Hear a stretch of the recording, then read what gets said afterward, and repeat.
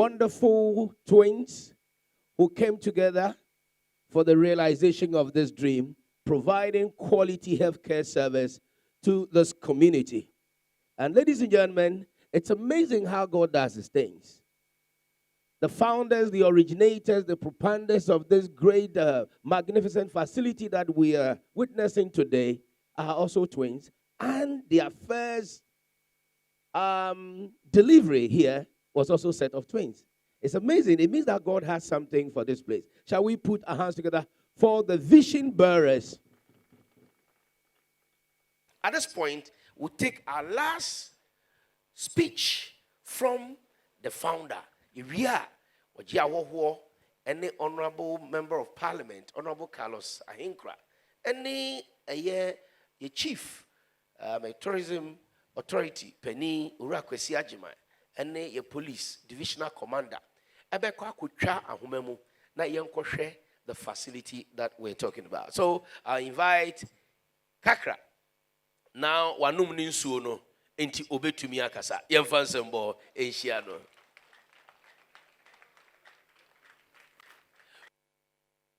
We are very honored and extremely humbled to welcome all of you here today. What a day. My name is Tumba, that we are the least qualified people to stand here.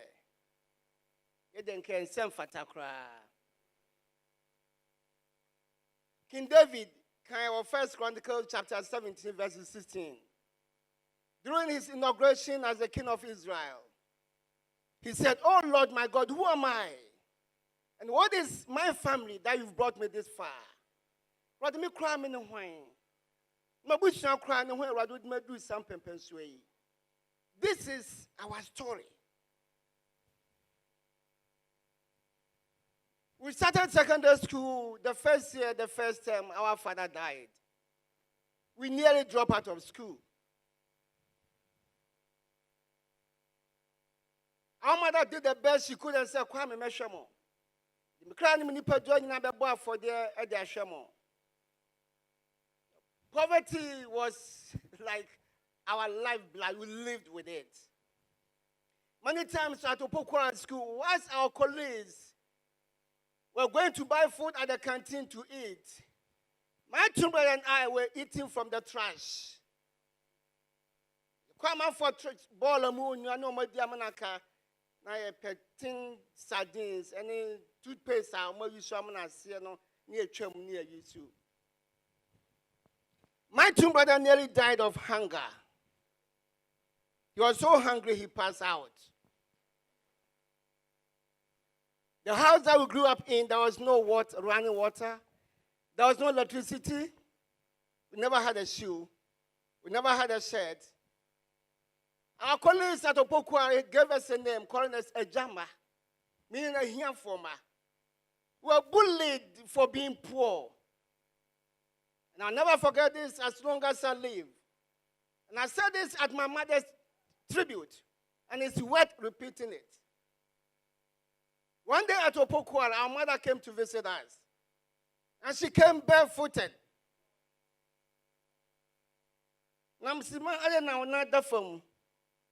She said, "Kwame, if you are quite a machine, I'm doing Kajatia and I'm in Pabwati.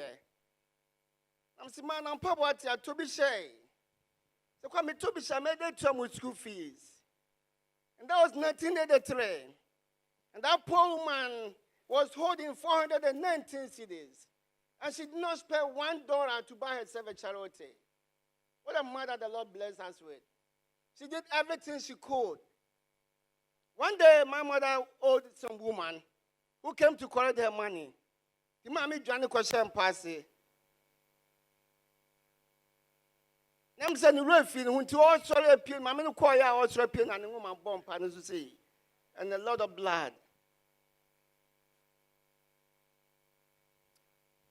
But the gracious hand of the Lord our God was upon us. We ended up at Obuampe secondary school, 6th form. In school, most of our colleagues taught interphonic parties, because they never saw us studying in the daytime. They just did not know our story. We did not have a book to read from. So one of our friends was studying in the daytime, and when he went to sleep in the night, he would leave his book on his trunk. Then my twin brother and I would pick the book and read from the same text, the same material. But the Lord our God was still with us, and we never gave up. We kept pushing forward. Then the two of us qualified for University of Ghana, Legon. Then my twin brother said, "Oh boy, you are not strong." At that time, our mother was getting older, and the poverty was intensifying. So my brother eventually became my father, and he became my mother, and he became my big brother as my twin. So, but you go to the university, I'll stay behind, and I work to take care of you. Come for me.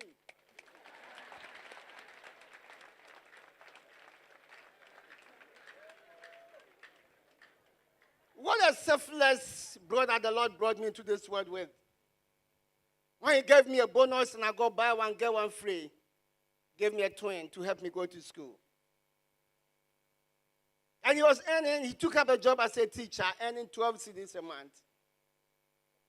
12,000 those days in Ghana. So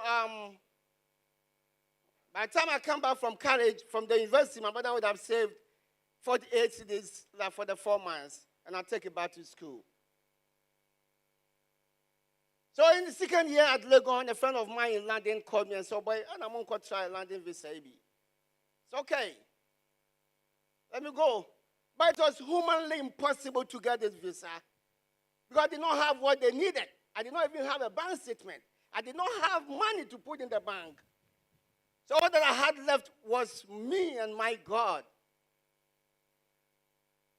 So the British High Commissioner prayed to God and said, "Father, if you will bless us with this visa, we will save lives." And God honored his part of the bargain. We got the visa. So we are about to embark on the journey. And several thousand years had passed. A twin brother prayed to God in Genesis chapter 28, verses 20 to 21. Jacob, also a twin, when he had to flee to his uncle Laban, and he prayed a prayer and said, "Father, if you will be with me and watch over me and give him food to eat and clothes to wear, and I return to my father's house safely, you will be my God." Another set of twins, now not Jacob and Esau, but Emmanuel and Ebenezer, and he also prayed to the God of Jacob and said, "Father, you know we don't have food to eat and we don't have clothes to wear. We don't have shoes to wear because you're and the concert towel." And it's a fact. So, Father, if you will be with us and watch over us and give us food to eat and clothes to wear, and we return to our motherland, Ghana, a nation that is so dear to our heart, we will save lives. That is why we are putting up this hospital. Two things happen here. It is in the fulfillment of a vow we made to the Lord our God, that the Lord was going to be with us on our journey to a fallen land. And the Lord will watch over us and give us food to eat and become successful. Then we'll come home to Ghana, our dear country, our motherland, nation that we love so much. We'll build this house to save human lives. And yes, the gracious hand of the Lord our God has been upon us, and we'll be saving lives. We're having a lot of surgeries here, a lot of C-sections here, a lot of deliveries here. And the set of twins, the first delivery was a set of twins.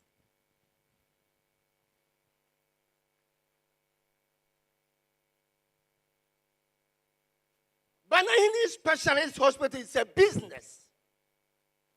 But it's a business with a purpose. And that purpose is to save lives. You know, maternal mortality rate, my brother Abeku said it. Maternal mortality rate in Ghana is very, very high. 308 women die giving birth out of 100,000 women. And that is very, very painful.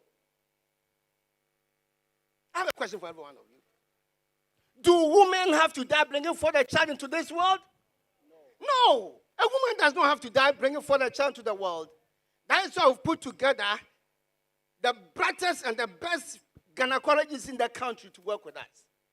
So my children and I will make sure that mothers who go into labor, if you are fortunate enough to come here, we will make sure you go back home to be with your family.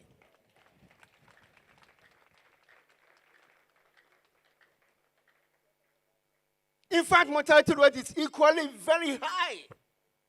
It is very sad that 2022 alone, for every 1,000 children born on the soil in Ghana, 32 children die.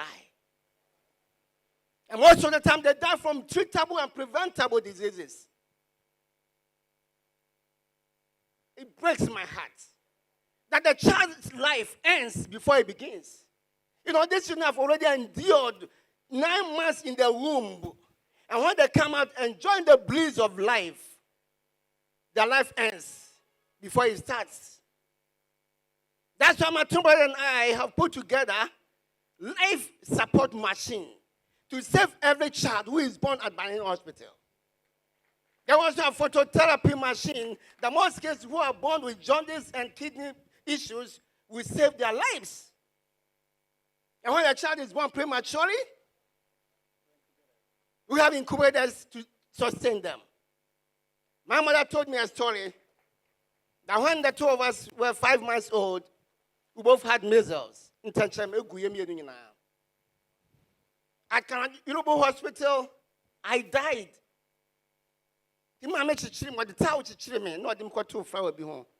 For 12 good hours, God was trying to save the life of my dear brother.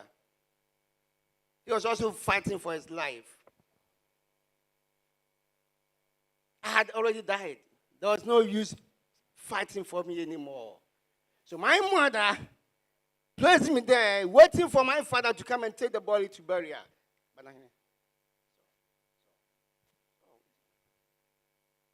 Then my father came at 6 p.m. in the evening, picked up the body, and there was little life left in me, and I started shaking. I said, oh, I went to my mother. Then my grandma, with the help of my father, brought me to life. I believe the Lord my God gave me life, so I will live to save other children's lives.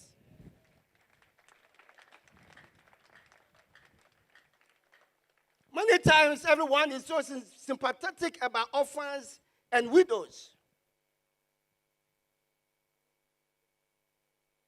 When a woman dies, when a woman's husband dies, she's a widow.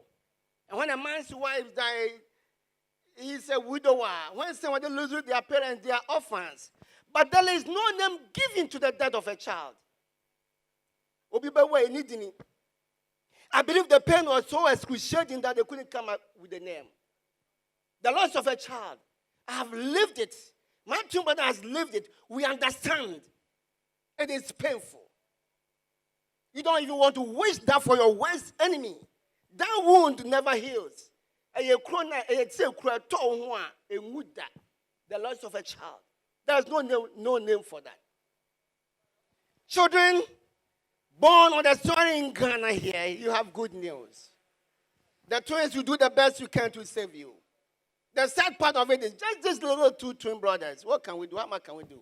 Just imagine if there were 3 of us, or 4, or 5, or even 10 of us. I'm talking of a nation with 30 million people.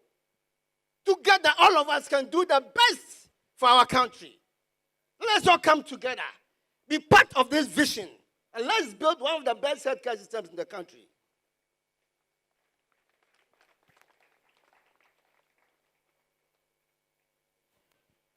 Men's health. It is very, very sad. Most homes, when there is a man, a wife, and a husband, and the wife cannot have children, they always blame the woman. The woman is okay. My brother and I are putting up IVF system to make sure that every woman gets pregnant and have your own children. But in cases like this, the blame goes to the woman. But statistically, about 60% of women who cannot have children are the results of the men. It is a fact. Men don't want, okay, we got you. going to make sure you can deliver. Men's fertility, we're going to take that head on. But there's one other menace to the black society, the black community, is this. Prostate cancer is the leading cause of death among black men. All these men gathered here are men, all of them. If I count 10 of them, 8 of them will die from prostate cancer. It's a problem. It is a problem. That's why my brother and I have talked to one of the best urologists in the country to give them the tools they need. But there are 2 types of prostate death. There are those who die of it and those who die with it. There are others who die of the knowledge that they have it because they get tested. And they know they have the problem. They have the problem. They get help. And there are others who die with it without even knowing they have prostate cancer. They don't have the money to test. It's okay. Yesterday was our birthday. Throughout the month of July, we bought the best of the best diagnosis service center and diagnosis machine to test accurately if you have prostate issue.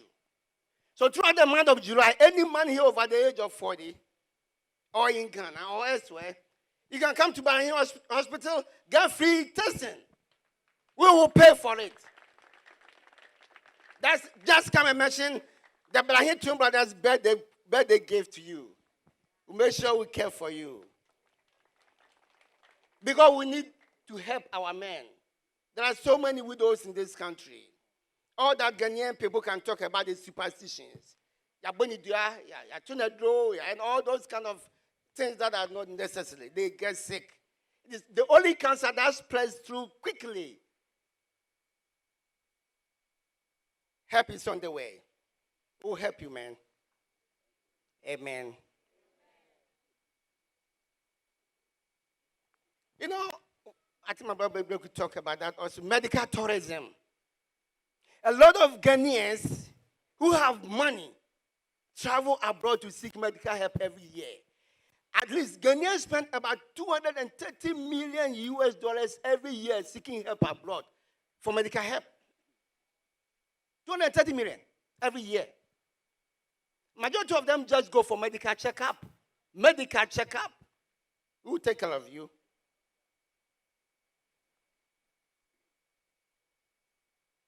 All this money can be invested right here in Ghana. You know, there are 2 aspects of healthcare delivery systems in Ghana. Affordability and quality service. In Ghana, they don't go together.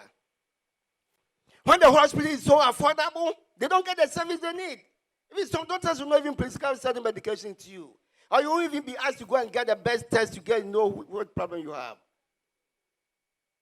When it's so affordable, they don't get the quality service. And when they have the quality service, it's not affordable. That is why these rich people in Ghana travel abroad to get this help. We've brought this to Ghana right here at BANAHENE. We are combining affordability and quality help. So we have both. You come here, you can't afford it, we'll make sure we take care of you.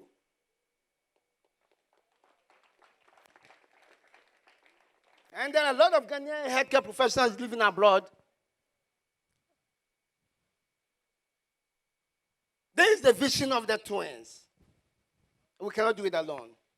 So I'm calling every Ghanaian healthcare professional living abroad, when you come home to Ghana for a vacation, come to BANAHENE Specialist Hospital and offer your help. Majority of you had your healthcare education right here in Ghana. They've traveled. I think the government, we know the Ghana government is doing their best in terms of healthcare systems. But we can do better. This is just the beginning of the twins. We have a lot more coming. But we cannot do it alone. So I'm calling every one of you who can help, come and help. If you're a surgeon, come. We'll make sure you have a place here. Whatever is your profession or your specialty, come here, we'll make sure we take care of you. Okay. That's why we have one of the state-of-the-art diagnosis centers to make sure that you get proper diagnosis. Now, one of the best dialysis center too. We have the in-house pharmacy. You have occupational and physical therapy center right here at BANAHENE. We have future plans. My brother and I have been having meetings with some doctors in India and US to set up a surgical center right here. We have a big building right here. We're going to use that place as a surgical center. We're looking to have robotic surgery right here. So our doctors do not have to travel to Ghana to operate on you. They'll be staying in the U.S. and they'll be performing the surgery right here once you are here.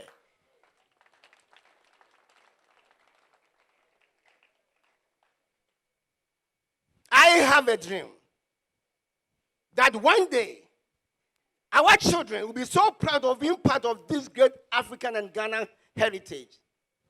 And yes, I have a dream that one day Ghana will be the destination and the center for medical tourism, where people come from all walks of life, from many parts of Africa to come and seek medical help. Right here in Ghana, we just started.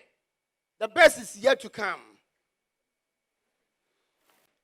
Yes, somewhere in Africa we have seen the light. Somewhere in Africa we have seen the revival of education. Somewhere in Africa we have seen peace and prosperity.